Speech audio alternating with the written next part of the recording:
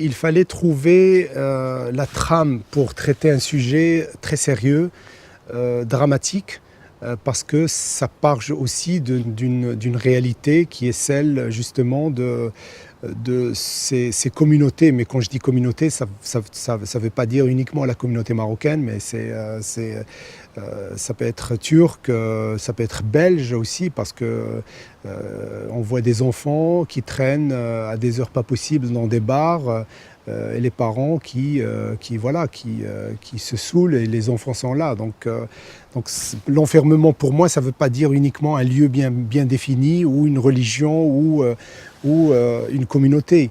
Et donc il fallait traiter un sujet qui est très délicat pour moi, parce que je voyais que les politiques, les associations ne bougeaient pas, ne faisaient rien. C'est-à-dire que c'est tout simplement non-assistance à personne en danger.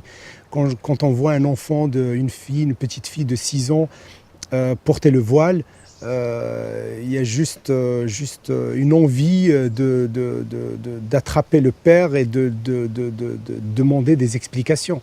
Sauf que les politiques et les associations n'osent pas le faire, parce que là, à ce moment-là, tout le monde va crier atteinte aux droits de l'homme et on oublie ces enfants. Et donc moi, il fallait que je traite ce sujet. Je traite le sujet de la liberté, c'est-à-dire les problèmes liés à la femme, mais d'une façon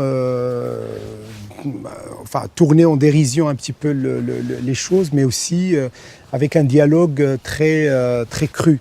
Et c'est ma façon de travailler dans le sens où je suis très influencé par le cinéma anglais, par Ken Loach, par les Espagnols, Almodovar, et je trouve qu'ils ont un langage direct, simple.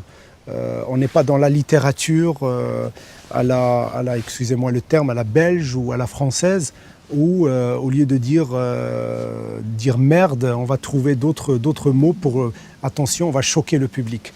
Donc je trouve que voilà, c'était mon propos, c'était mon envie de laisser libre cours à ces filles dans cette ferme, une fois qu'elles sont libres de s'exprimer. C'est vraiment la parole retrouvée.